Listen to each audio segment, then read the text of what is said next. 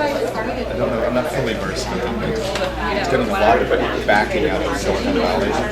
John Doerr is one of the biggest VC companies out there. And there's a woman out there who is at Stanford Business School, and she started a company called Coursera, like the word course, like college course. Coursera. And it's a way of educating tens of thousands of people. They're in new ways with the internet. Part of it has to do with creating new groups that can, you hear a lecture, and then you break down into small groups, or the computer breaks down into small groups. Welcome to the Internet Advocacy Roundtable. I'll tell you about it. Today we're going to be talking about the campaign for marriage equality. We've got a room full of people here, a panel, three of them over here, and our fourth panelist over here. We'll introduce them in a moment.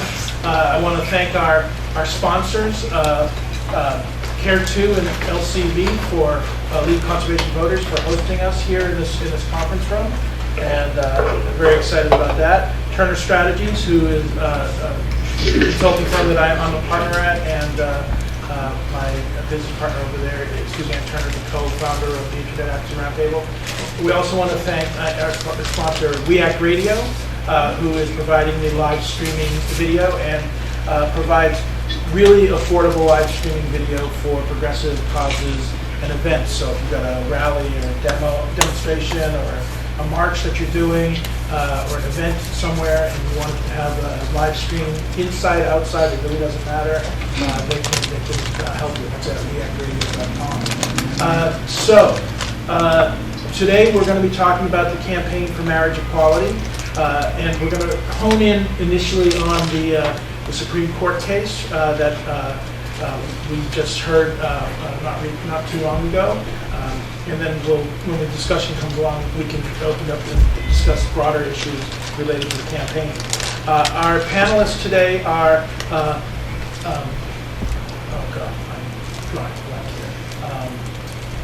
We have Dane Grams from HRC, which is the Human Rights Coalition and Human Rights Campaign, and we have Lindsay Twombly, also. Is it Twombly, also from the Human Rights Campaign, and we have Peter Genotti. Perfect. All right. Who has been working with the Human Rights Campaign through his organization Strength in Numbers, and we have Shumway Marshall here from American Federation for Equal Rights on the screen, coming to us from Los Angeles via Google Hangouts. We're going to start with Shumway. He's going to do a short presentation, then we'll move to Dane and Lindsay, and then wrap up with Peter, and then we'll open it up for discussion. If you are following along on Twitter, we'll be using the hashtag #PoundIAR. You can tweet comments, you can tweet what you hear, share it with your audiences, but if you have questions and you want to submit them to us via Twitter, we will take them and answer them during the discussion session. So with that, I'm going to hand it over to Shumway, and we'll start. Thank you so much, Alan, and to Clint and the rest of the Care2 team for hosting this conference today. It's a great discussion. I wanted to start just with giving a little background about AFER and our work. We were founded in 2009 to file a federal lawsuit challenging California's Proposition 8. It was the first case of its kind filed in federal court, arguing that there's a federal constitutional right to marry.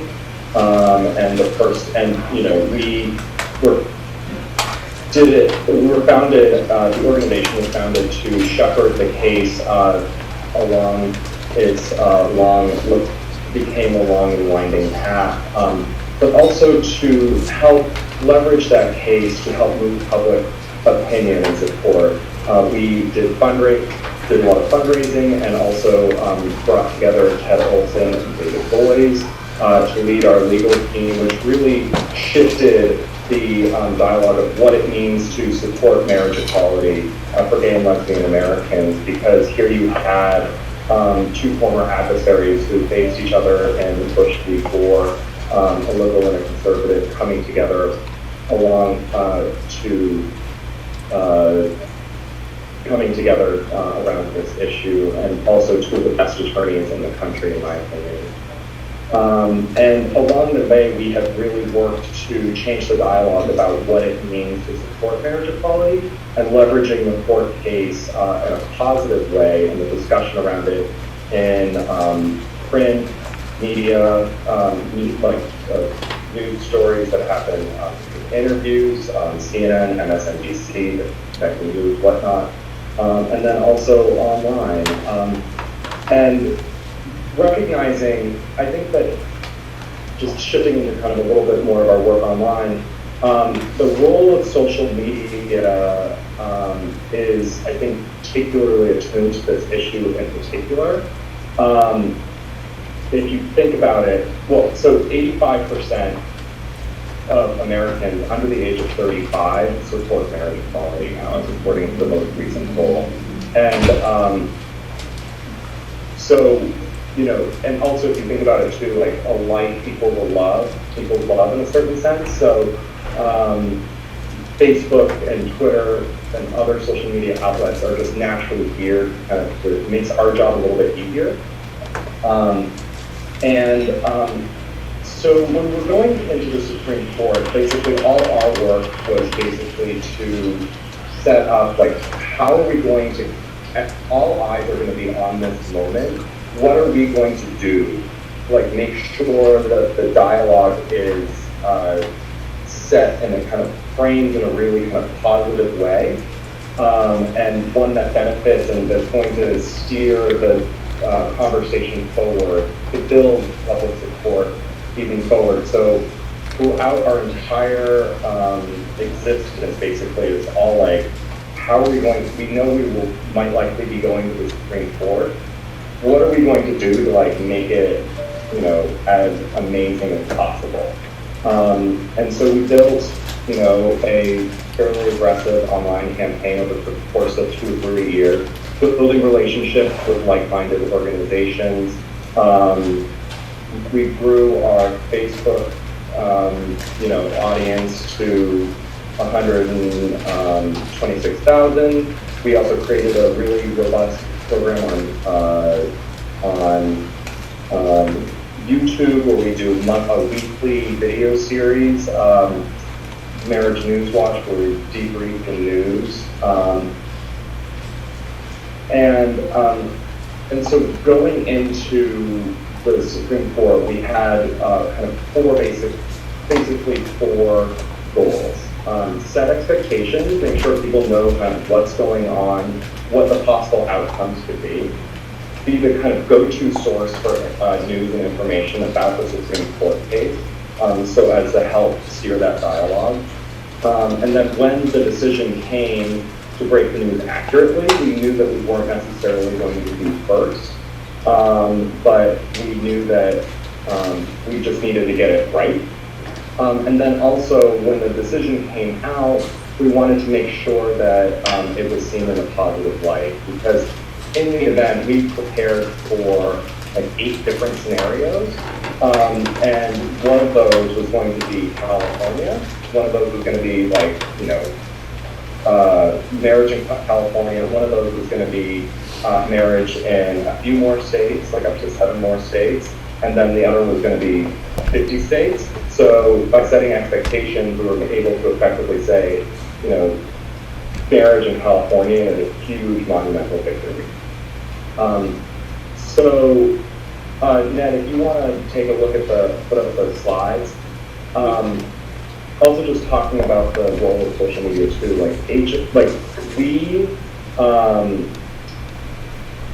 just to do a little kind of us versus them, to show how effective, you know, we can be with social media online. I pulled together kind of what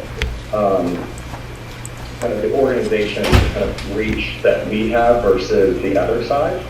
And the differences are pretty stark. On Facebook, APER has, you know, 153,000 people And then we also worked to kind of build relationships with organizations that were also going to be talking about that issue to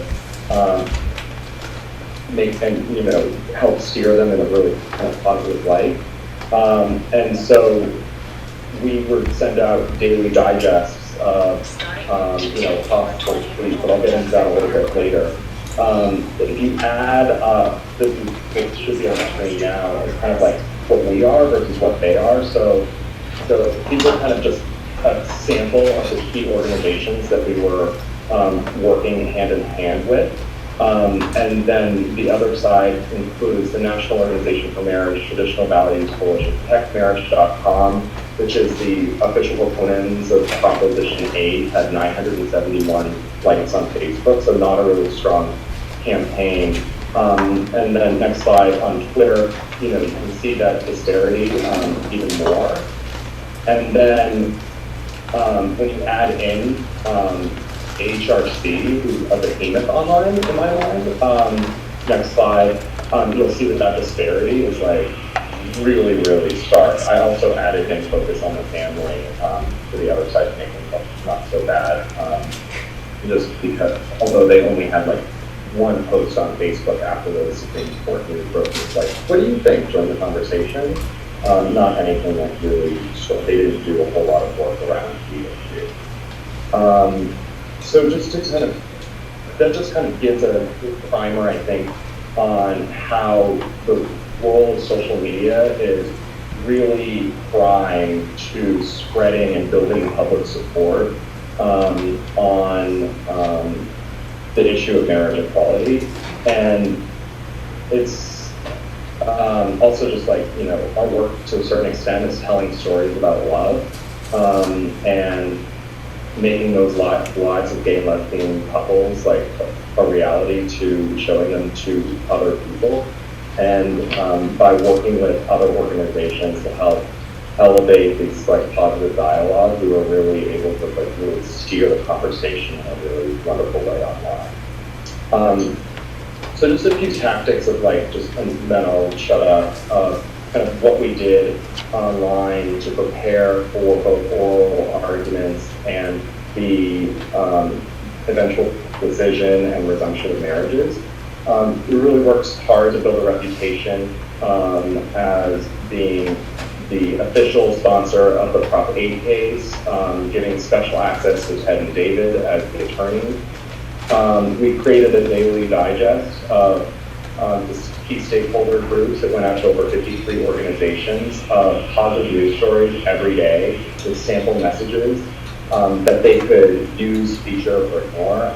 And that was a really way to help amplify our reach beyond just, our one organization, kind of really expanded out to like-minded organizations to help them, because a lot of them also just don't have necessarily one social media person that's thinking about marriage equality every single day like I am.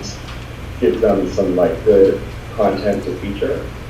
We also promoted and used hashtag Time for Marriage in every single post that we put out to help brand that as like the key things, like it's time, let's go.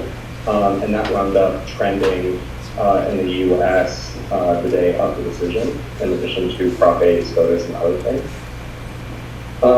And then we also prepared, really, really extensively for when the decision came out. As I said, we had 7 prepared strategies of what we're going to be doing. And we also, and one of those was to do a live stream from the Supreme Court and the steps of the Supreme Court, which we promoted to help build our list in RSVP, but also made us kind of, again, the go-to source.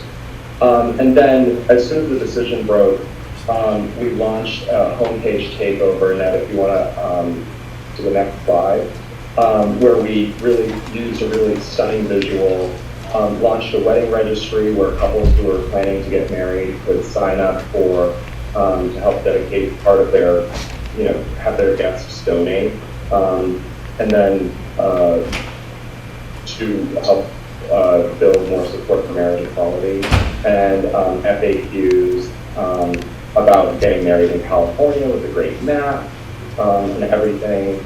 And then we also used, we had a news crew there, created a wonderful backstage video that's been shared, I think it's been viewed over 6,000 times too, but also was a really great thing for our donors to see the investment of the work that they did.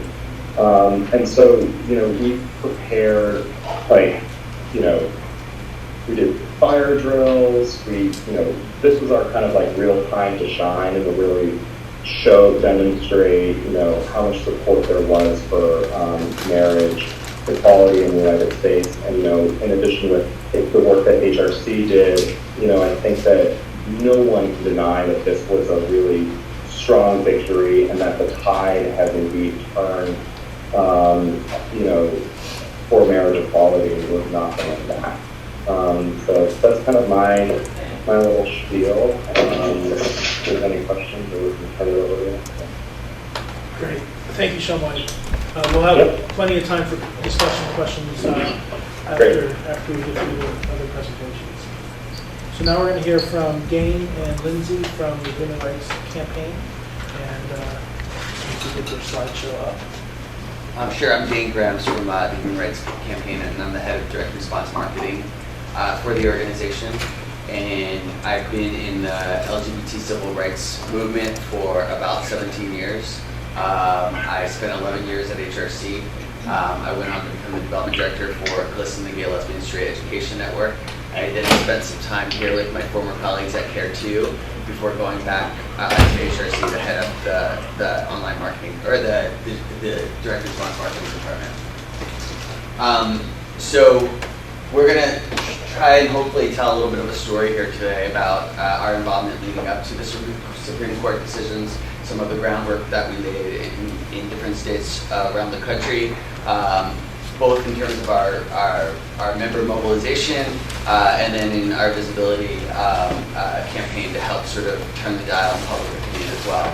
I also want to acknowledge that one of the founders of AFER and one of the architects of bringing that great legal team together to challenge the Bombay case in the Supreme Court, Chad Griffin, last year came to the Human Rights Campaign as our new president. So we are, in fact, I think related technically and legally. We're a blood relation, and the partnership between the two organizations, as well as some of our other coalition partners, has been really phenomenal, and also helped with the marriage cases that we see in different states and with public opinion. So let's roll it. So this is a map of what states had marriage on November 1st, 2012, and 11.6% of the population at the time was covered by a marriage state. There were 6 states plus the District of Columbia. Of course, we know the first was Massachusetts in 2003. One other reminder, as we're talking about this fight just didn't happen around the Supreme Court. I mean, we have been working at this at HRC as long as I can remember.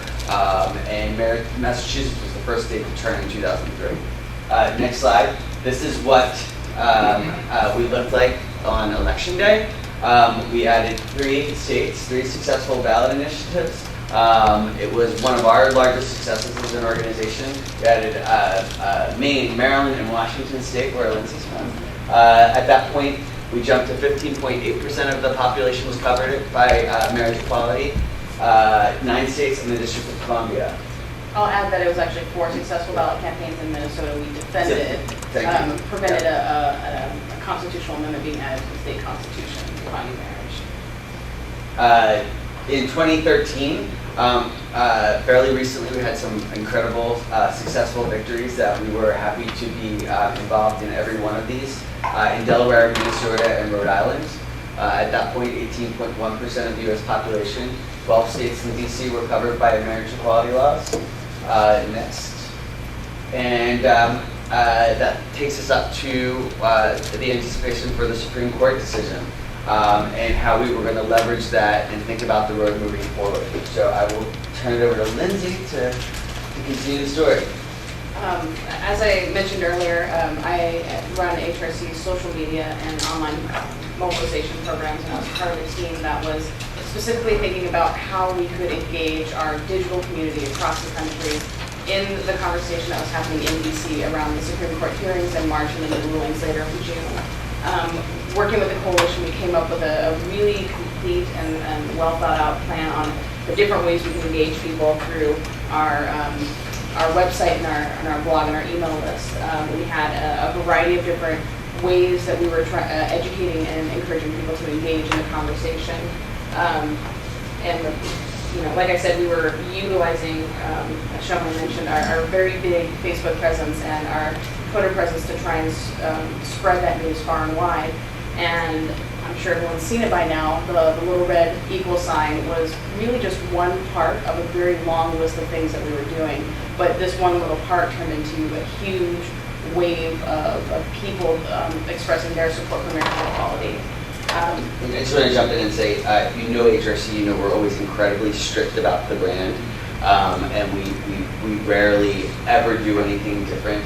And our marketing director, who sort of runs that, who holds the ownership of the brand, Anastasia Koo, came up with a brilliant idea. It's not something she would have normally done, but suggested what if we change the logo red, sort of the color of bluff during this period of time. And little did we know what would happen. So I started on Monday, March 25th, a couple days before my birthday. It was a very exciting week all around. Real quick. Started with this one post at 2 o'clock in the afternoon, and it started catching on. People were sharing it. But then George Takei took it and shared it with his over 4 million followers on Facebook, and things kind of exploded from there. I didn't go to sleep until like 1 o'clock in the morning, Seattle time, because I was tracking everything that was happening, all the different entities and celebrities and news figures and corporations that were changing their logo red. And by Tuesday morning when I woke up, Bud Light had changed their logo. A whole bunch of politicians, federally and within states, had changed their cover images or made parodies of it.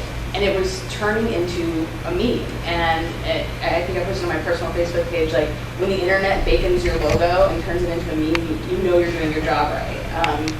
And you'll see that first, we tried to figure out how many people had changed their logo, and there was like no real way for us to tell, but we worked with Facebook, and through Facebook's analytics, they found that on any average Tuesday, the March 26th, more than 120, they saw a lift in the number of profile picture changes, 120% more than an average Tuesday in their history, which we have to say, we like to think that we had a part in that. The first chart shows like normal activity.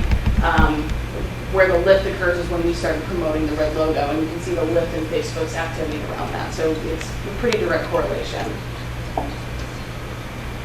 And this was a map that Facebook provided us where the most profile changes were happening, and you can see, progressive areas, a lot in California, or states who had just got marriage equality in the November election. So there was a lot of talk happening in places where people were paying attention because they had state marriage, but they were looking for more federal recognition around it. Around Twitter, we were doing promoted tweets we were tweeting to our regular list, but we were also doing promoted tweets to try and broaden the conversation.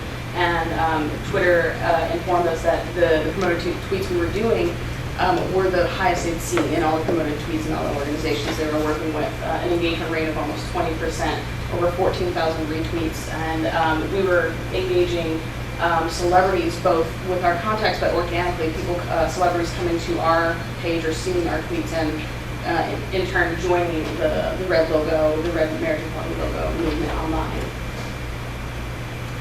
And as I said, the memes, we're never going to be able to truly measure the impact of the red logo because it goes beyond just HRC's red version of the logo. Between the bacon one, the cake in the middle was Martha Stewart posting on her page, True Blood on the top, and then even Grumpy Cat finally said yes to something. So we're never going to know truly how far our reach went because of everyone's creativity and excitement around it. Looking at hrc.org, our website, everything that we were posting on social media, all of our email communications, were driving people back to the website to learn more, to get engaged further. a huge lift in our web traffic of over 600%, and the vast majority of people had never visited HRC before online. Yeah, oh, you may go into this next. Do you have numbers on signups? Like the signups? I do touch on that, yeah.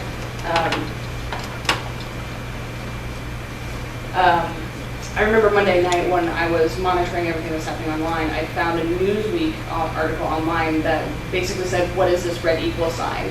And that was the first of many news outlets asking that question and then answering it and connecting it back to HRC, the coalition, and the work that we were doing around the SCOTUS hearings. And as you can see, just this is a very small snapshot of the number of articles that were out and news outlets talking about marriage equality in a very positive way.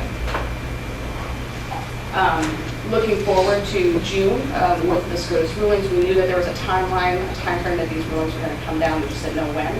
And we wanted to make lightning strike twice. We wanted the red logo to be in the news again. We wanted people talking about marriage equality and showing their support all across the countries. And we did it a little bit more strategically this time. In March we didn't realize that the one red logo item on our big list of things to do was going to be the one thing that took off. So with June, we focused on the red logo. We developed Facebook and Twitter apps where people could overlay the red logo onto their own profile picture, so everyone had a personalized red image to show their support for marriage equality. We also launched iPhone and Android apps where people could do the same thing through their mobile device.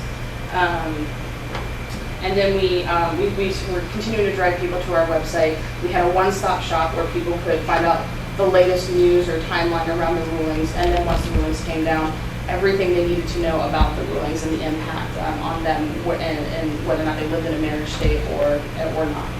Just to jump in, the other thing with the phase 2, while we were waiting for the rulings to come down, we realized that people may not be associating the red equal sign image with the Human Rights Campaign. So while it was a blessing, we also wanted to begin to start translating that back into our blue and gold logo so that people knew that it was HRC and who we were and could actually be part of the organization. Right. You'll see the logo up in the top corner on our website.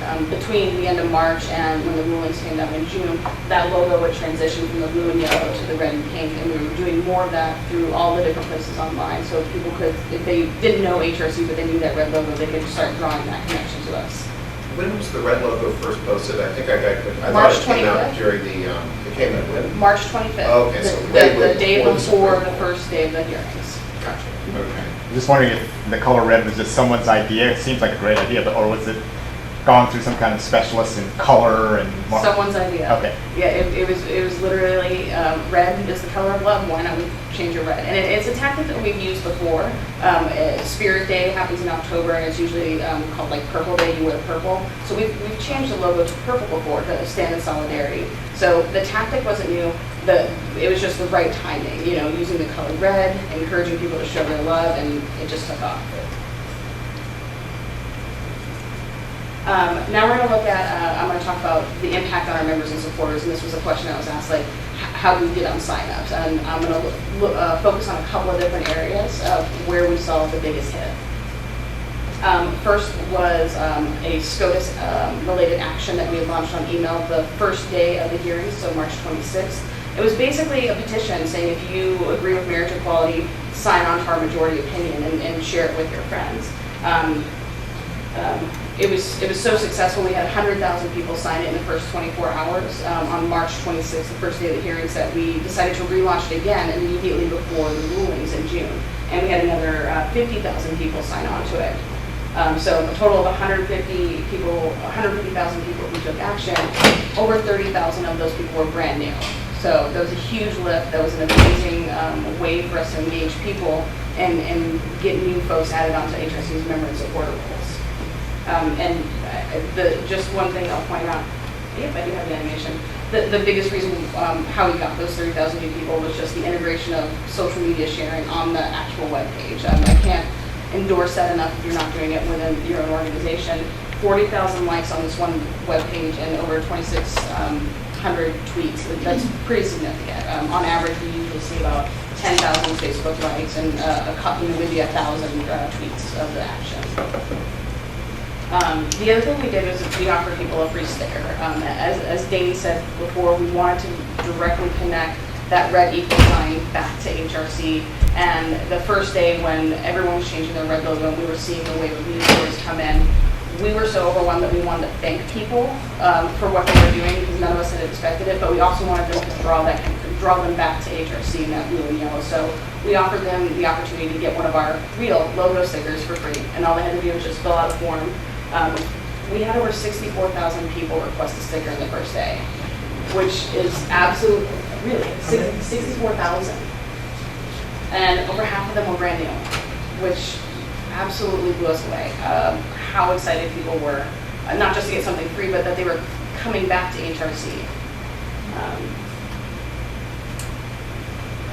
One thing that we did after the rulings came down, Dane's team led a telephone town hall the day after the rulings came down, a conference call with over 31,000 participants where we had Valerie Jarrett, yeah, and a couple other people talk about the impact of the rulings and the next steps. And how that also, what the administration was going to do in terms of how they were going to interpret the rulings and carry it out on a federal level. So. And there was a little poll that occurred during the teletown hall, and we found that 40% of the participants lived in a state with marriage equality. And I think the earlier slide showed that 16% of the country lived in a state that had marriage equality. So you can definitely tell that people were interested in how these rulings impacted them. But the one question that we get asked a lot is how this happened, how we made this happen. And one of the things that I remind people of is that we've been building towards a moment like this for 5 years when we started our social media presence. It didn't just happen overnight. It's happened because we've been spending the last 5 years building our Facebook page to over 1.5 million, and and developing an engaged user base behind that because we have over 280,000 Twitter followers. That happened over 3 years. We've been working towards a moment like this for so long that when it actually happened, I think we were all very surprised by how big it got. And it's very emotional for me because as one of the people who built it, that was an amazing moment to be a part of. So to show you in comparison of how it happened, M&R Strategic Services does a social media benchmarking where they look at the size of your social media following compared to the number of emails addresses you have on your file. So for your mobile subscribers, for every 1,000 email addresses, the average organization has 29 mobile subscribers. HRC has 94 on average, which is 3 times higher than the benchmarking. For Twitter followers, for every 1,000 email addresses, the average org has 53 Twitter followers. HRC has 140, which again, a significant lift over the average. For Facebook fans, the average org has 149 followers for every 1,000 email addresses. HRC has 799. Because of the size of our social media following and how we work to engage them, we are able to amplify our message farther than a lot of other organizations, and that's something we're very proud of. And then basically down to the numbers, looking at the last week of March, the week of the hearings, and then the last week in June, the week of the rulings. According to Facebook's own Insights Analytics, we engaged over 6.7 million people on Facebook and made over 200 million impressions with our SCOTUS-related posts.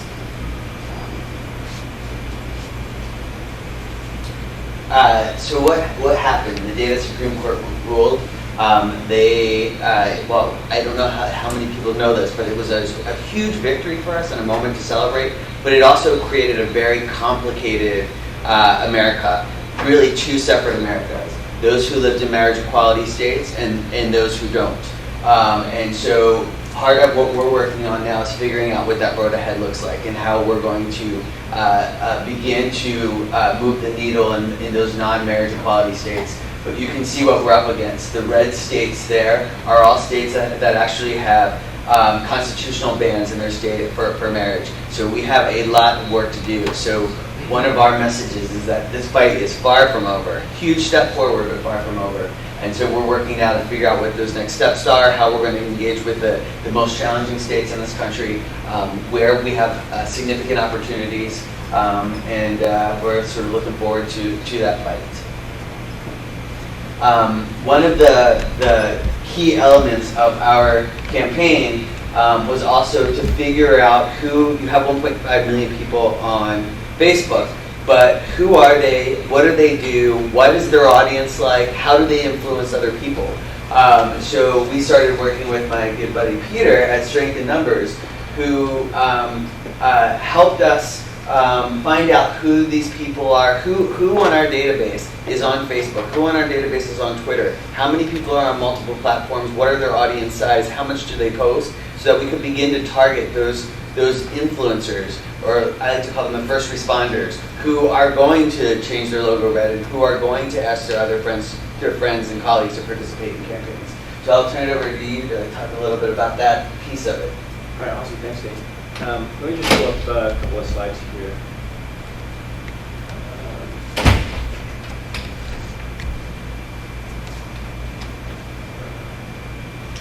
Can you have a sec just to pull that up real quick? I got that.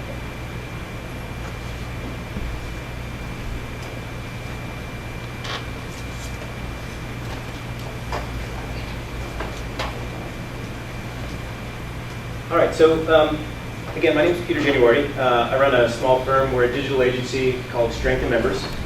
We work with organizations like HRC and other organizations that are engaging around advocacy donations using traditional as well as direct marketing, direct response media online, so things like email, working on their website. Obviously, we're here to talk about social today. One of the things that we do, and I'd like to talk briefly about our approach and then talk specifically about what we did with HRC, is that we help folks take a look at their email file and really understand who on that file is a likely influencer. We see that people generally have that mountain of social supporters on Facebook, on Twitter, on Pinterest, on LinkedIn, Google+, that sort of thing. When I saw Shumway's slide with this massive mountain of supporters, it really makes me excited because those are tons of folks who want to be engaged, who want to support a cause, whether by spreading awareness, making a donation, perhaps writing to a member of Congress, meeting with a decision maker, that sort of thing. Part of our challenge, though, with that giant mountain of people who are available on social is that we don't really know who they are, right? It's tough to expect that we'll be able to talk to more than a few hundred people per person per day. If you're sitting in front of, I imagine Lindsay's job sitting in front of several million Facebook fans is that, she's probably frustrated because she can only touch so many of them in a given day, even if she stays up till 2 in the morning, 3 in the morning, 4 in the morning every night. So what we try to do is use email as well as web techniques to try and engage folks and push what's happening in social by really seeking a direct understanding of who people are, what they're doing online, and what their likelihood of being able to affect other people's behavior is. So just very quickly about what we do. Traditional marketing, like I said, reaches out to Dane because Dane is a valuable donor. He's someone who's taken 5 actions. He's potentially, done a lot to support the organization at events. What we try to do is really establish a social view of prospects, of donors, of advocates. And what we do is really think about who they're connected to and target on that basis, as well as perhaps what an individual's personal basis is. So even though Peter might have given more money than Dane, traditionally we probably focus on Peter. At the end of the day, because Dane's connected to way more people and can bring way more audience with him, we actually will probably prefer to target Dane when we make social calls to action and get him to do something out in the social space. So really, once we've identified those people who are likely influencers and able to move the needle not just for themselves but within their networks, we try to promote to lots of little networks rather than just one-to-one. So our calls to action are not, hey Dane, make a donation. But they start to ask Dane to do things to bring his friends and family into the mix. So Dane, thanks for your donation. Now it's time to tell your friends and family on Facebook, on Twitter, that sort of thing. It seems like a no-brainer, but we're doing it in a very measurable, very careful way. This is just that notion, right? On the left, you see Peter, he's worth a little bit of money. On the right, you see Dane, who's actually worth that much money, plus a lot more because he's brought in a much bigger network.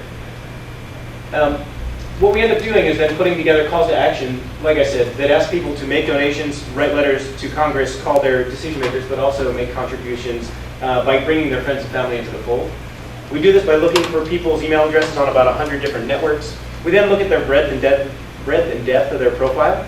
So we'll look at how many networks we can find them on. We'll also look at, for instance, how many people are following them on Twitter versus how many people they're following to really get a good sense of what the quality of their network is and the size of it. So we did this for HRC. We looked at just under 2 million email addresses. We found 300,000 folks that we felt were likely influencers with a high quality measure that said, yes, they are connected to a lot of people. They're very active on social networks. But we also made sure that we were able to cover a decent amount of the file. What we did then in this campaign that recently launched right around the time that the Supreme Court made their decision was that we targeted those folks with a very social call to action. So once people made a donation, what we did was on the back end said, thanks for your donation. Now please share this to Facebook, Pinterest, or Twitter. And what we did was we tracked all the conversions that came back through the campaign to actually say, these new people were driven by Lindsay, or these new people were driven by Peter. Because we put it on the tail end of the campaign, we saw reasonable performance, but we want to see it bigger. What was interesting to note is that of the donations and the actions that were driven from the campaign, 50% of those were brought in as new donors. So for those folks, of the total donations, 50% were people who had not donated to HRC before. So directionally, that tells us that we're making really good social calls to action that will hopefully grow. We also looked at their email interactions through the campaign. So we looked at how did these influencers perform versus just the general population. What we saw was that their open rates were significantly higher, as well their unsubscribe rates were significantly lower than the general population. What that does is tell us that these folks are really hungry. They want to get potentially more asks, more email, more communication. We also, feel like we're going to be able to go in the right direction to test new social offers. So if we're going to put together, for HRC or for anyone else, programs where we're targeting people in states, or we're going to start new programs where we ask people to, say, download this social app, we've got a really good core group that we'll be able to promote to that we think will respond very well to these kinds of asks. So whereas with the general population, we might try and limit the amount of email we send to them to keep them from getting cranky and dropping off at a higher rate. These folks who tend to be influencers, we're going to probably promote to them a lot harder with very specific social asks and asks in the social domain. The other thing that we did too is we wanted to help HRC capitalize on a lot of that traffic that came to the homepage around the time of the Supreme Court decisions. And so we developed 2 light boxes that did homepage hijacks. The first one captured new names. As people came to the website, it popped up and said, hey, are you getting updates from HRC? Give us your email. We'll keep you in the loop on the work we're doing on marriage equality.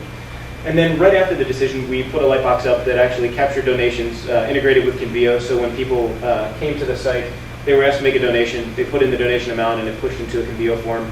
And that was very successful, raised $20,000 in just a couple of days, somewhere thereabouts. So that's really just kind of a high-level overview. I didn't want to take too much more time. I know we wanted to open up to a conversation. Sure. So we'll be able to dig really deep. Do you have a comment? Or? No. Okay. So thank you very much for these presentations. I think we've seen some really interesting developments.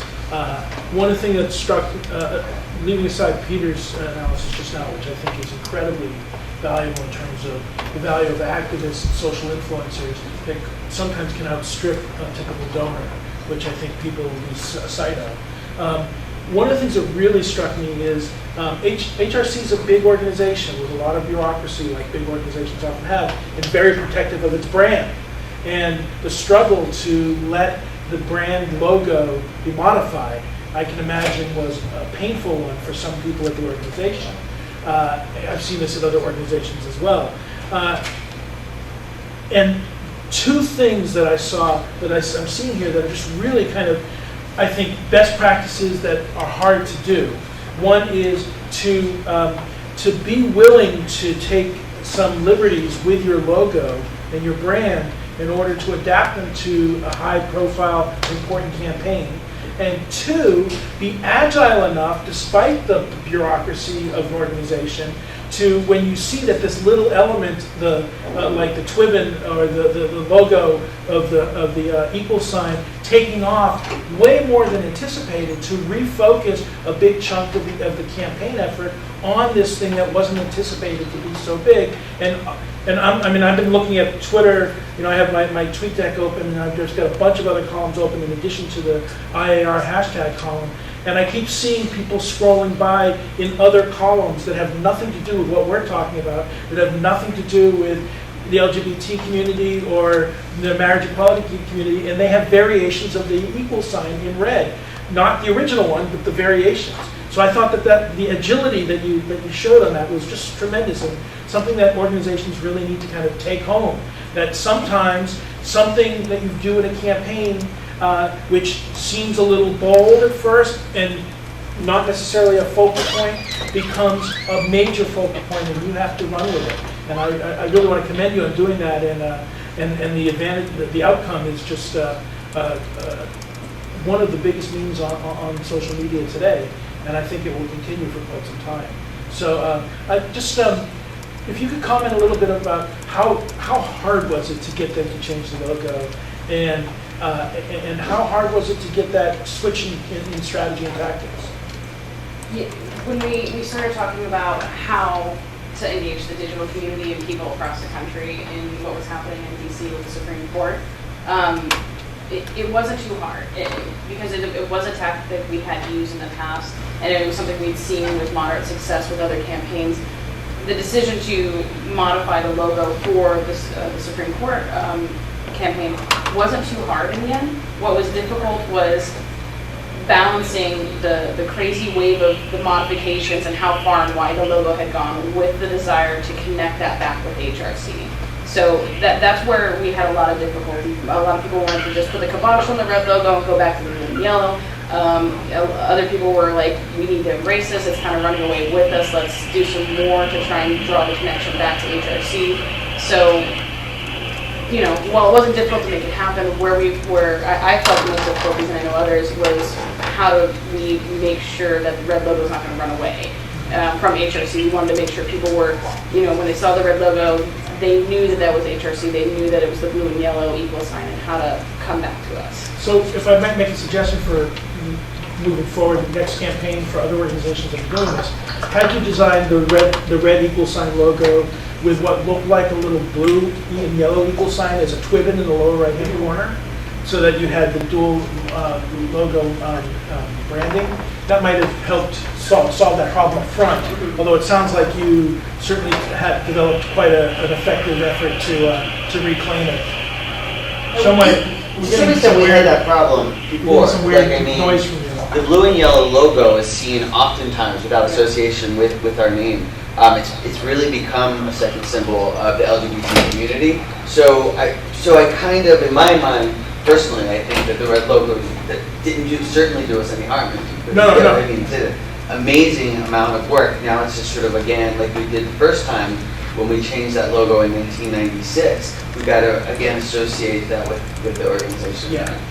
So, I mean, this is always, remember, branding is never just about what your logo is. Branding is about the tagline that goes with the logo. It's about what people see when they come to your organization's homepage in terms of what the mission is and what the opportunities are on that page. The whole framing of that presentation of your brand, your name, your logo, your tagline, your opportunities, your information that you're presenting, that whole package is all part of your branding efforts.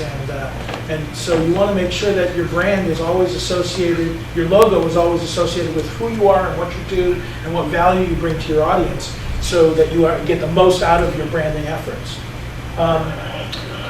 So, do we have questions from the audience? I'm sure we do, John. Do you mean opening up to any topic? Yeah, we can open up to any topic at this point. I'm real interested because I'm from Georgia and grew up in Atlanta, and the whole idea that there's a lot of work still left to be done. And I think a lot about, well, I ran a conference program for bisexual men. I think the B is way more closeted today than even any GLT. And I noticed some interesting things I didn't know. I mean, at some point maybe you could say something about the strategy for hitting these red states, the ones that were in red up there. It was funny, I lived out in California. I actually lived on Castro Street in the 70s. And we kept going back to Georgia, to go home, and notice how closeted everything was. It was funny, I lived in Athens, Georgia. B-52s were banned out of Athens. They had a gay bass player, I think, or something like that. REM comes out. Michael Stipe is bisexual. Indigo Girls coming out.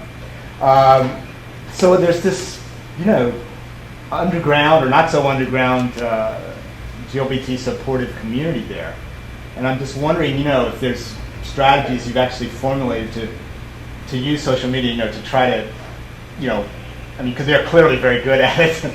But for those states, it's such a different, we live in the district, or we live in Los Angeles or San Francisco, and we kind of get used to this open community, and then you go back to, some state like Georgia, and you realize it's way different still down there. I didn't know if you were working on specific strategies to try to crack that. Well, in the immediate aftermath, we started I believe, 5-state tour, starting in Utah, and then heading through some of the deepest South, Arkansas, which is where our President Chad is from, Mississippi. And it's interesting, I mean, the hunger for having an organization like HRC be in people's backyard is significant. Some of our bigger crowds were in those states.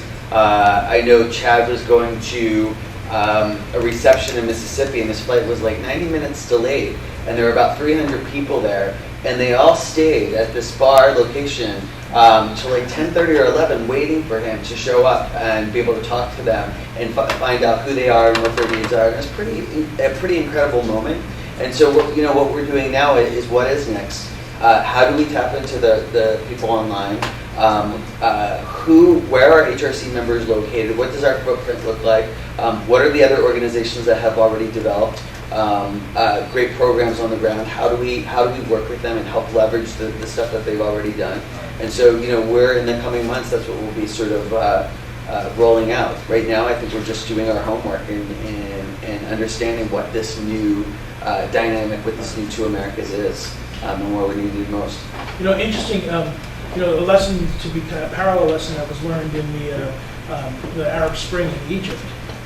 Social media allowed for people who lived far away from the cities, who felt like they were alone in their concerns and anger towards the Mubarak government, that there was actually a lot of people in the country who they shared that view with. The idea of creating solidarity for people who are kind of dispersed in the diaspora, and giving them the opportunity to find common cause with other people, and to realize they're not alone. It's kind of that It Gets Better and Message and a few others, same kind of theme. The idea is social media lets you find the community that you belong to and build strength in numbers, and I think that's really key. Joe. Yeah. So talk to me. You had 60,000 people who downloaded a sticker, right? Of those 60,000, how's continued engagement going, right? So donation rates, any sort of because I think one of the things that people struggle with movements, right, is you get a big boom, right? You get a whole lot of people who come together, and then the question is, how do you keep those people engaged and get them to keep being donors? Can you talk a bit about that and just involvement? Just one quick thing about the sticker being free. We required an awful lot of information for people to get the which sticker. is awesome. Which literally shows the slide of everything that we collected to get them. Name, address, your phone number, if you like, an email address. Right, so I want to know. Right, so we put the sticker offer up there, again, not realizing how big it was going to be. We get 60,000 requests for it, and we find out that half of them are brand new to HRC. The first thing we did was figure out how we were going to make sure these people stay engaged with HRC.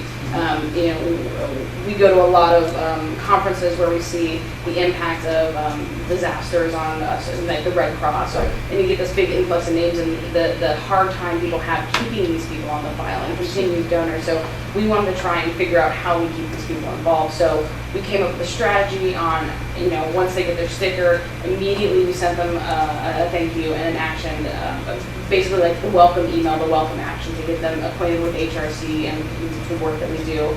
And then we immediately fed them into a fundraising email series for our Sustainer program, our monthly Sustainer program. And these sticker requesters performed at a rate 2 times higher than our regular activists that were in the fundraising series. So we did take the steps to make sure these people were connected with HRC, able to turn in a good number of them into monthly sustainers. And we did the same for the people that came, the 30,000 new people from the action we had launched at the same time. Anyone else that was coming from our website signups, we, in the midst of, dealing with the red logo and all the media and the crazy around it, we were still strategizing around how do we get these new people engaged with HRC right away, and how we get them transitioned into being a dues paying member and supporter. So can you say how many new donors you were able to collect through this process? I don't know that number. Yeah, I don't know, like, I don't know big Yeah. picture, but, Just curious. It's a fair amount. yeah, it's, Yeah, I'm sure. yeah, and I just don't know it, right? Which Yeah, yeah, no, like we're like an open book, but. No, absolutely. I mean, like, anecdotally, when people were requesting the free sticker, we landed them on a page right afterwards where they could make a donation to get a lot of stickers. Right. And we saw over 2,000 donations to that page in March. So that's just one story I can tell, and the impact from that. So from a technical perspective, just a couple quick questions and a follow-up. When people got the sticker, they were marked in your database as being sticker requesters. Did you also mark them if they were among the 30,000 new people as a subset of that?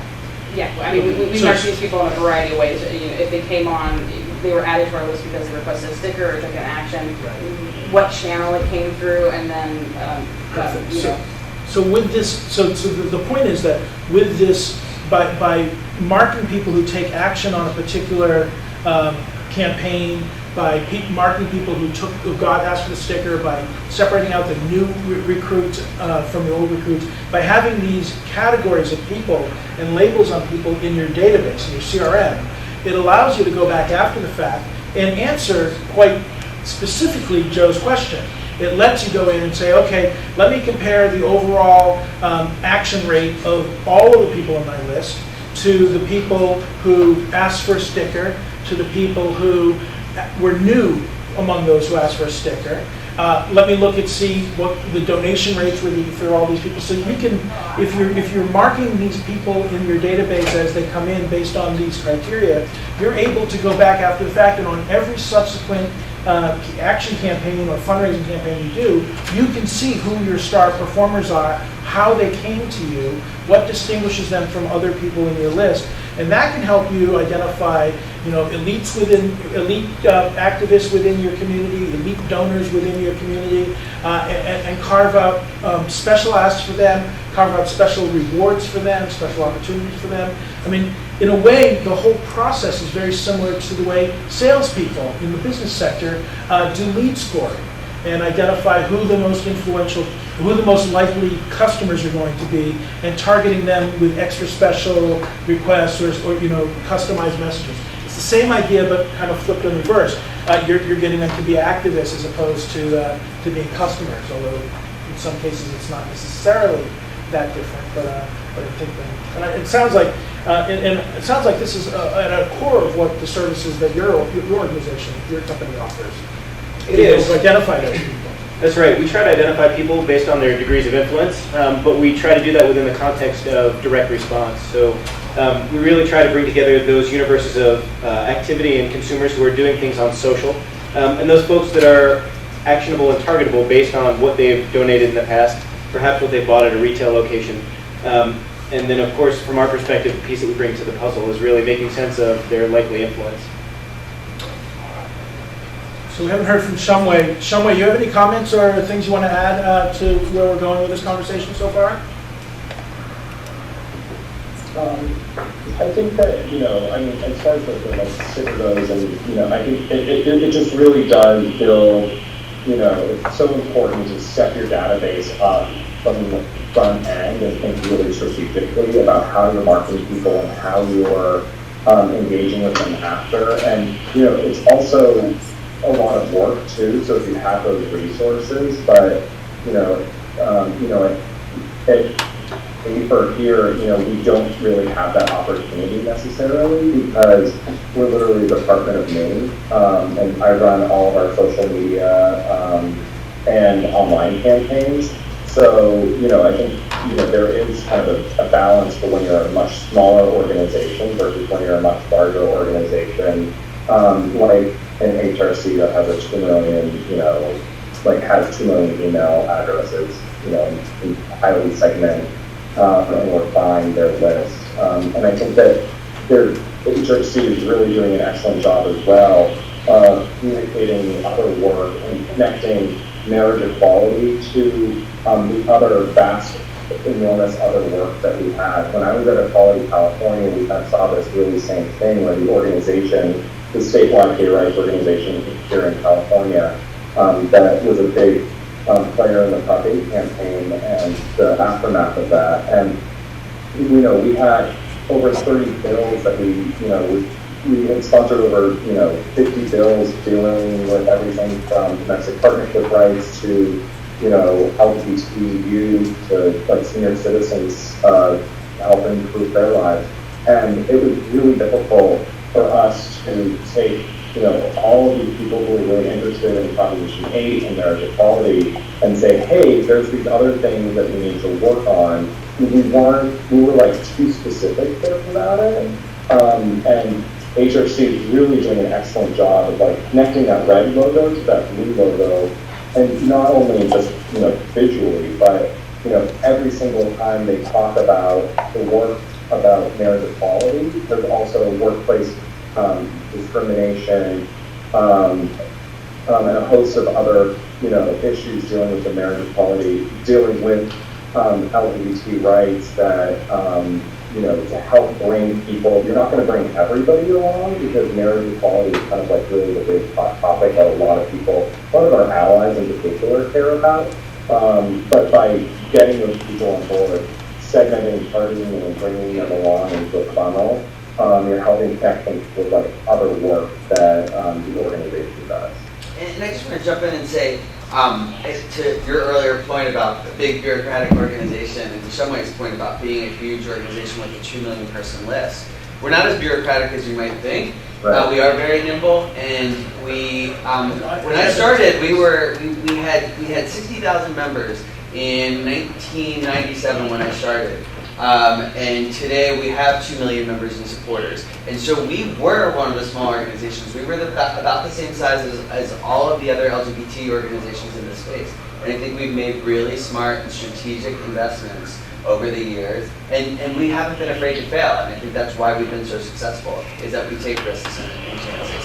So for the folks at smaller organizations, I think you can get there too. It's possible. Right. Yeah. So let's talk, I just want to kind of stick on this from a technical side. Shumway, do you know what that background noise is coming in over there? Traffic. I think it's just a car going by or something. Sounds like Darth Vader is breathing down your neck. Small organization, AFER, large organization, HRC, managing your contact database and taking actions, and how do you tag these people? So I want to just take a couple minutes. Very quickly tell us what tools you're using. What CRM, customer relations management platform are you using? Shumway, I'm sure, I'm guessing you're using a lot of cheaper free tools, whereas HRC probably has a bit of a larger budget for some of this stuff, and probably is still using some cheaper free tools, certainly on the social media side.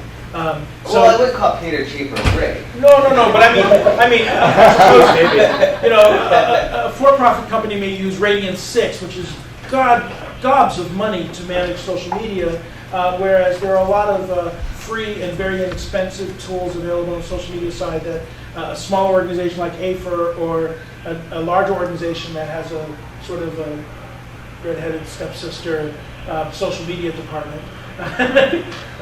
Just to, the idea. So I use Hootsuite for all of my, for Twitter primarily, obviously, and then I track a lot of my, track the reach and kind of influence that I'm making using Crowdbooster. And one thing that I don't think they do a very good job publicizing, obviously for good reason, is that when they switched over to a pay model, they actually do offer a nonprofit discount of 50%. It's like $5 a month or something like that. And that's Crowdbooster? Crowdbooster, yeah. So basically what that does is it measures, instead of just looking at the number of retweets you get, you can do that, which is great, but this looks at how many potential impressions you get. So I could get, say send out something that has 200 retweets, but only reaches, potentially, 100,000 people. But if Perez Hilton retweets me, that's instantly 6 million potential impressions that I get. So it helps measure, I think, reach much better, in addition to, just the kind of static, number of retweets that we get. Gotcha. And I think the other thing too, just to kind of think is like promoting the tweets and boosting our Facebook posts. You know, spending just a few $1,000s on these like really high visibility days, especially on content that we know is going to be really popular from the beginning. It's like really key to helping that expand and get that seen, you know, over and over and over again. And that's what we talked about earlier. So it's something that, you know, I think people really should be thinking about, because the payoff is it helps really expand your reach so much. Especially when you're dealing with Supreme Court cases and you know the day of oral Exactly, arguments. and all eyes are on you. Yeah, right. And what CRM do you guys use? We use Blackbaud Camino, and our database is, actually we work with a small company, Roy Solutions, and they're pretty phenomenal. And what social media tools do you use? A lot of the same ones that Shumway mentioned. Hootsuite, I wrote down Crowd Booster so I can check it out. Me too. Yeah. Yeah, and then, you know, Twitter and Facebook's own insights and analytics are actually very, very useful. Peter, the slide you had where you were showing the influence of reach and things, what do you use to do that analysis? Is it a lot of hand collecting, or is it a lot of any automated processes? You know, we get a lot of raw data from the social services. So we discover people's profiles on social networks a couple of ways. One is by directly observing that we've taken Alan's email address, and we can confirm that Facebook says Alan exists and here's his ID, and we can start to tie together that way. The other way is then by collecting and trying to infer. So we go to your, you actually have, I went to your Twitter profile earlier today, and you know, it says, by the way, I'm also these other Twitter handles, and here's my, you know, link on Google+, that kind of thing. So we're able to scoop up a lot of additional information about Alan from what he's already made public. We integrate a lot of that, honestly, by writing our own scripts to do the math. A lot of it happens in Excel. Okay. But we're able to develop those profiles and then feed them back into Convio or Roy Solutions, or even, you know, lower end mail tools like MailChimp and Constant Contact for targeting. Right, and I think MailChimp is starting to advertise some enhanced social media tools already, and I had questions coming to me in the last week or so about some of their functionalities. One of the things that we did, when I was at Center for American Progress, we did 2 rounds on this. First round, we did a social media append to our email list, working with CARE2, and then we did which I don't know, Ned, do you guys still do that? The social media append? No, Okay. we don't do that. And then we switched over and we did a big social media append with a company called Attentively, which is attentive.loi. And so what we were able to do is just go look at our email list and find out what their Twitter handles were, if they were on Twitter, what their Facebook links were, are they on LinkedIn, all these other channels. And so you could use it a variety of different ways, where you could generate email lists of people who are on Twitter, whether or not they follow you, and do an email blast out with a Twitter ask. You could use the Attentively tool to monitor what people on your email list are talking about on Twitter in order to identify what they're working on. So that's one tool. There's a bunch of them out there, but really you can start to get into, you know, who in your audience, whether they're on your social media audience or not, are using social media. Encourage them to take action on social media on your behalf. Work with them to get them to follow you and follow them, and provide an exchange of value on social media, which deepens that relationship. And keep track of a lot of it in order to identify who among them is highly valuable versus not. And I really wanted, you know, it's interesting, Ashley and I had this conversation earlier this morning, your whole idea that, you know, Dane being a modest donator, but also very influential on social media, could ultimately end up being, in many cases, far more valuable to the organization than some of your donors. Not obviously big donors, you know, they're in a different class altogether. But I think this is really important, that organizations really understand that social media provides value to the organization that goes far beyond, in many cases, and complements and supplements your fundraising activities. And if you go into social media simply thinking it's an opportunity to find more donors, you are leaving so much value on the table that it's almost a crime that you're not taking advantage of the megaphones that your audience already has on behalf of your organization. Other questions? If I might Yes, sure. to just while we're on the topic of kind of peer-to-peer kind of influence. During the Prop 8 campaign, we had a really, and when I was at a college in California, we had a really short window of when gay and lesbian couples were able to marry in California. And one of the really incredible, innovative things that we did was we created a wedding registry, which just basically it used at the time we were using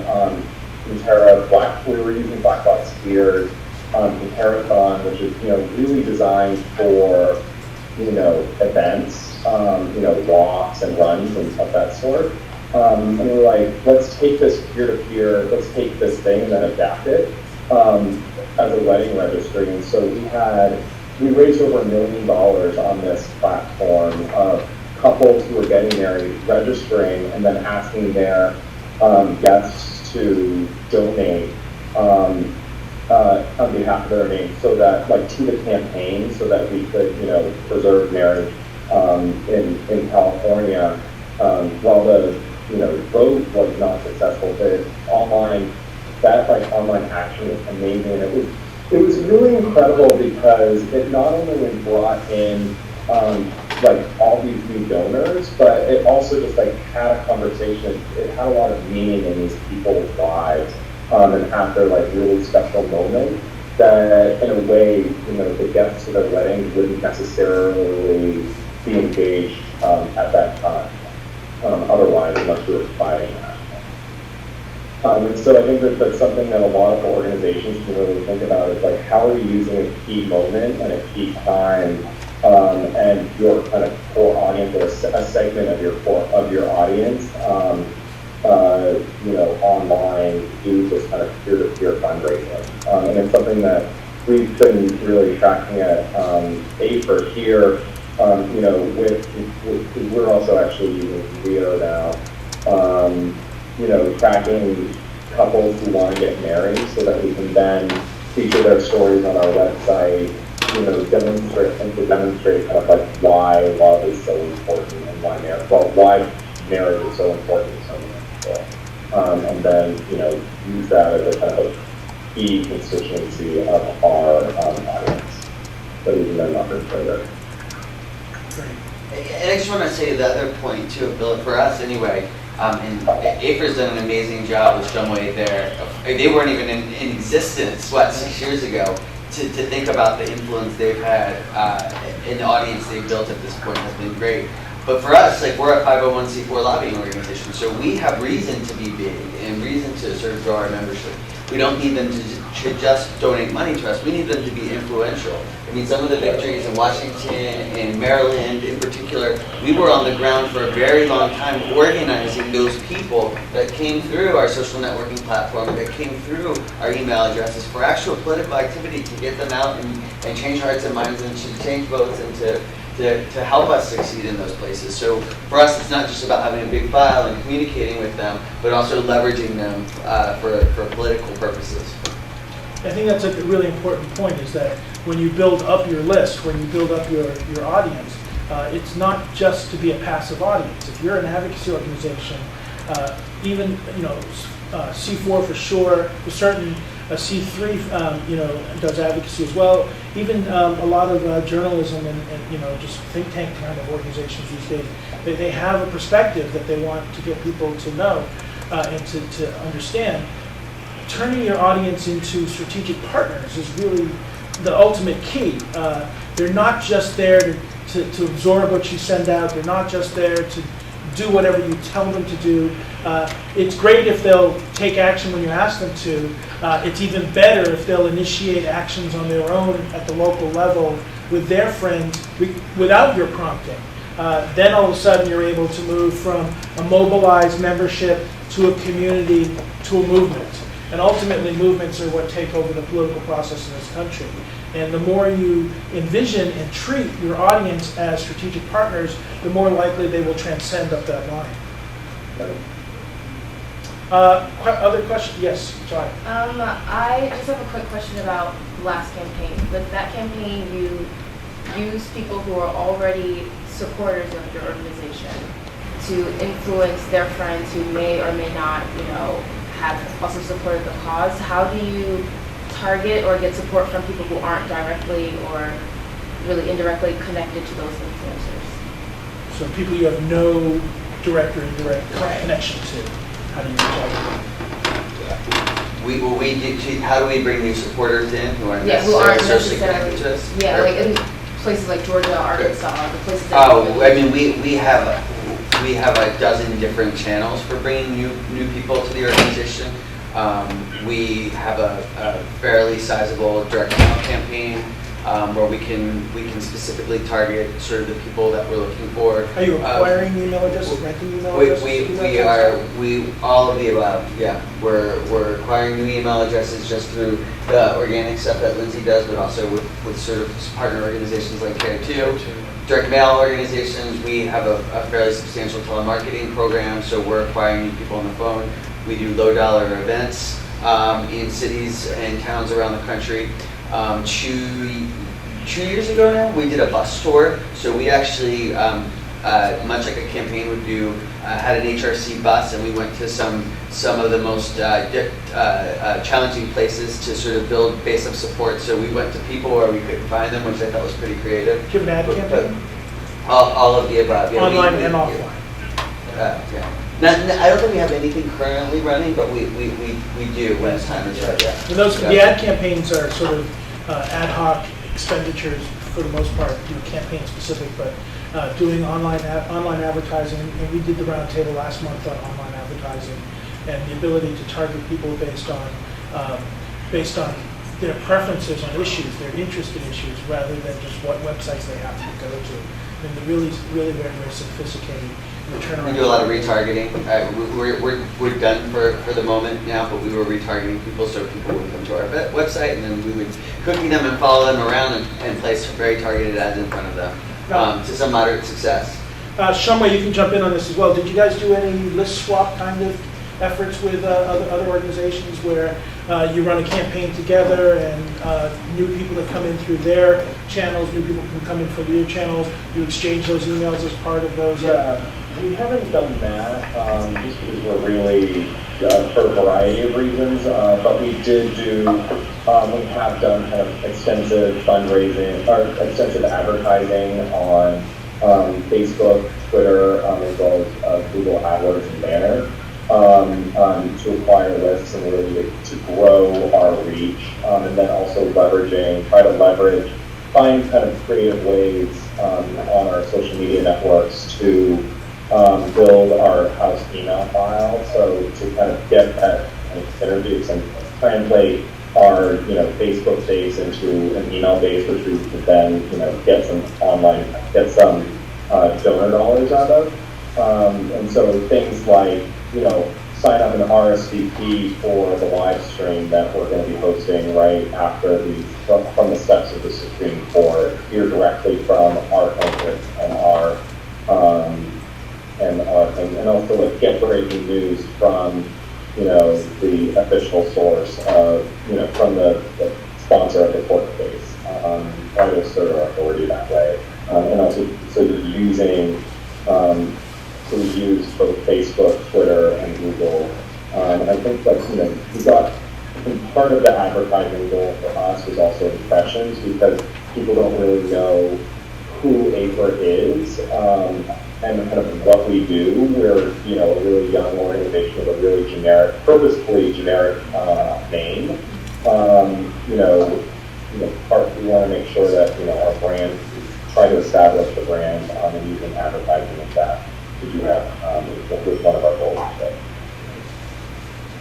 So a little while back, the messaging question for this campaign, there was some research done a year or two ago, which basically said that by changing the messaging to say, we just want to have marriage just like you,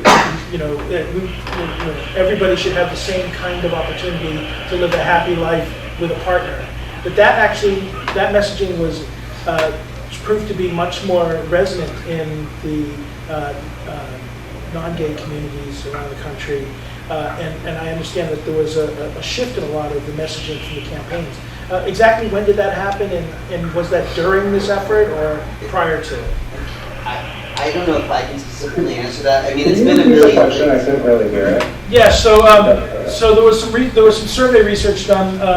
I'm not exactly sure when, so I'm trying to figure out if anybody knows that. Where shifting it from shifting the message to same-sex couples just want to have a chance to spend their lives with the people, with the person they love, just like everybody else. They just want to share in the same joy that everybody else gets to, and that was the message that resonated much, much more among the straight communities of the country, as opposed to some of the equality or some of the other messaging that preceded to it, which seemed more like us versus them in their minds. Oh, it's been gay marriage, civil union, same-sex marriage. Right, and so this idea of, people just want to be able to spend their lives together in a loving relationship with all the benefits. And it seems, I had an interesting conversation with a guy who worked for a salvage company. He was classic business, seemed very conservative and in general, especially on economic issues. And we were talking about how to use social media to change some of the legislation that affected his industry. And then he says, and on a personal note, I want to talk, he says, I'm on the board of directors for Maryland Equality. And he said that what came to him was that somebody showed him a list of like 120, 150 different rights and privileges that heterosexual married couples have. 1,000 Yeah. that same-sex couples did not have, and he said that just struck him as completely unfair, and that's what brought him not just into the issue, but into a leadership position in the issue, and it kind of blew me away because I didn't expect that transition, but because of the power of that message, it was sort of an example of the power of that message to bring new allies into the race, and so. The question was, when did that transition happen in the messaging in the campaign, and did you really see a big shift in the success rates of what you were doing when that message shift occurred? Yeah, so a lot of the research that's been done, this is research that's been happening since like the early 2000s, in advance of the Proposition 8 campaign in 2004. We knew that we were possibly going to be going to the ballot in that state in particular, and we did a lot of like social science research that was funded. So they actually talked to people and used a variety and tested a variety of different messages. And what we found was, back then, if you think about long picture, the messaging that was used, back in the early 2000s, it was like, here are 114, over 1,000 rights and benefits federally, and, we just want these rights. That message really wasn't resonating with people. It was much more about personal stories, one-on-one contact, this message of love. And then also there was more ingrained research that was done about specifically in communities of color. So in, the role of family in Latino community, the role of civil rights from respected civil rights leaders in the African American community, and also kind of the role of history and family in API communities was kind of really integral to helping steer the dialogue that way. But I would say also just that, there's a big difference and then the other one is this big conservative versus Democrat, marriage equality or marriage for gay couples is a liberal issue, when in reality it's, marriage, the bedrock of marriage is very consistent with conservative values, libertarian, non-interruption of the state. And then there's also this hate message of, who am I to judge? And so as we're thinking about social media, there's all these like different channels, and it's kind of like hard to take all of these different things in. So, you know, at APER, we really concentrate on the bipartisan message of people coming together. Marriage is an American value. You know, the story of leveraging the story of Ted and David coming together, and also like just demonstrating the love of our couples and other things that couples. But that doesn't necessarily work for fundraising very well. You know, our best fundraising is still like, they're coming to get us. Look at this stupid thing that they're doing. The sky is falling. Give us some money. Yeah, well, different audience. Right, it's completely different audience. You know, like, and that kind of, you know, the message of like, look at what this organization just did. They're trying to take away our rights. Is not going to work on Facebook. I'm not going to get a very strong engagement there. You know, if there's some kind of breaking news that might get if they did something crazy, that might be go really far on Twitter.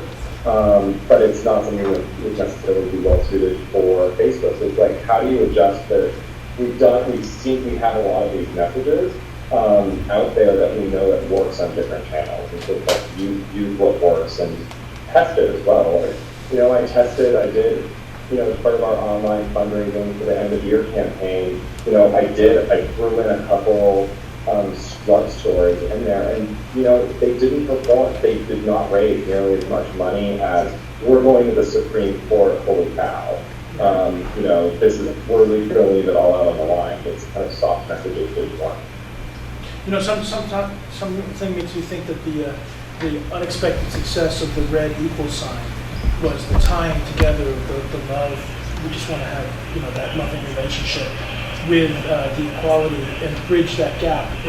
Because you definitely see that equality being picked up by people outside the LGBT community in large numbers.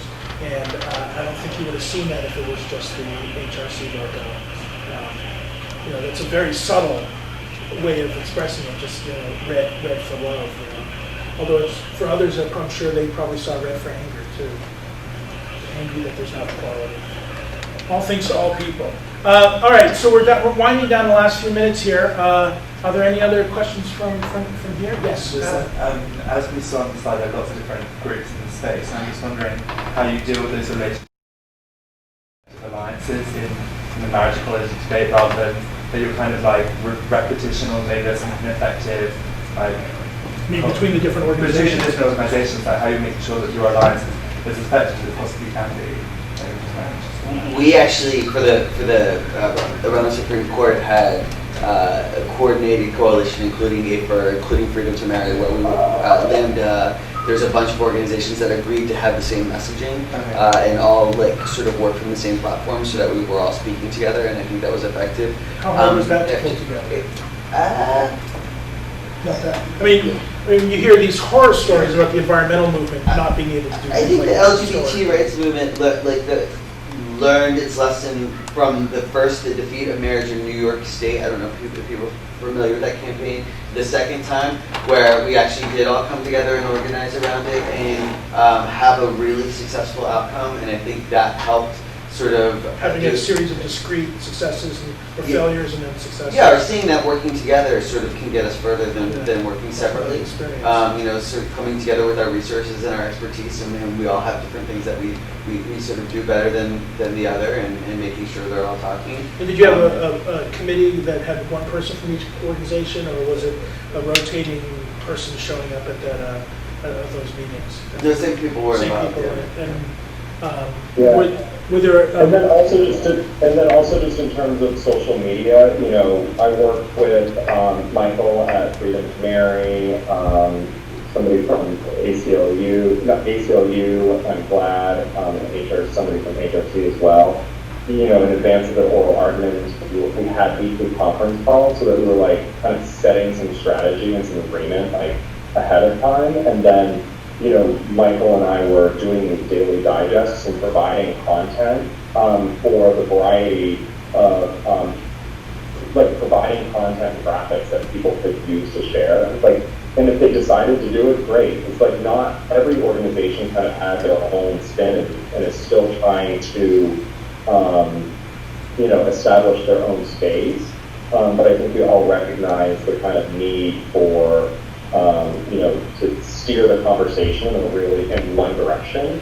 And I think that was like one thing that was like really key is like we were all like on the same message for the most part. And by working together, having those offline meetings kind of on a regular basis and providing that content for organizations was, I think, really effective as well. And, we didn't care. And, part of that thing too, like for us, it's like, we really worked to help promote their content so that when it came time to it, they would feel okay sharing ours. We weren't always like promoting other organizations over us, but we would, use and share and, be okay not having our logo at the bottom of the Facebook content. Always. Assuming it either. Thank you very much. So I want to thank everybody on the panel, Dane, Lindsay, Peter, Shumway. Thank you so much for sharing your experiences and insights. Thank you to everybody in the room for asking awesome questions and just being here. Thank you for people who are tweeting online, awesome as well. Thank you to our sponsors, Care2 and also LCV for providing the room, and Care2 for also helping with the food. We at Radio for providing the streaming video, and Turner Strategies for just being a full-blown partner in the process. So thank you, everybody. Next month, August 2013 is the 9th anniversary of the Internet Advocacy Roundtable. And we will be here talking about how organizations and enterprise, how to set up an organization-wide or enterprise-level social media program, creating brand channels, working with staff and how to work them into your program, how to monitor and engage, how to provide metrics and reports, all that kind of stuff.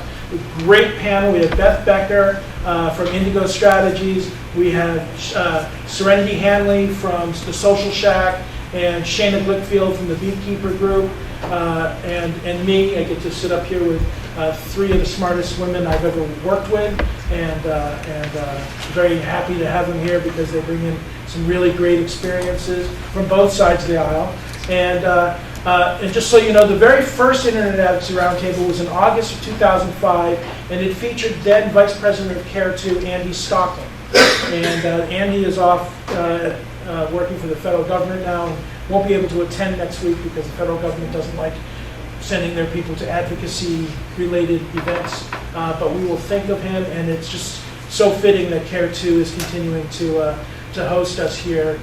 They did not host us for the first one. That was about a year into it.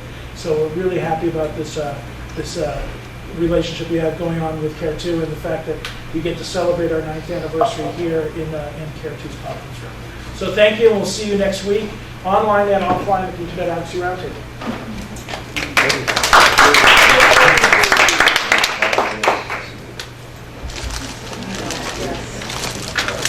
Folks, we reused the name badges, so if you could just leave them on the table, we'll pick them up.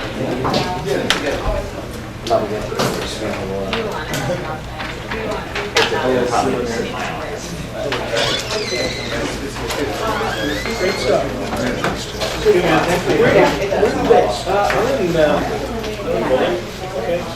We were in DC for 7 years, and then moved down there about 7 years ago. I don't know if people want to come up. It's good. I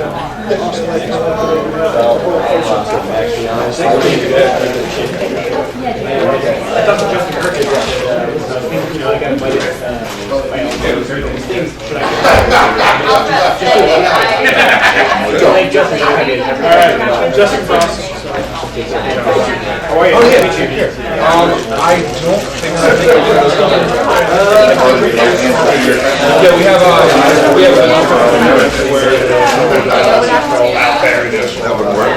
Where the red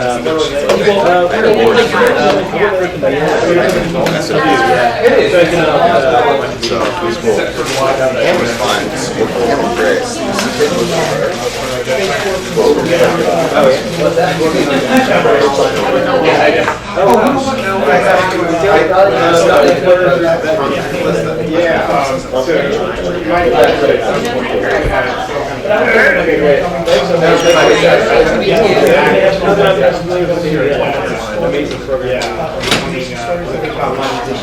Global. Right, right.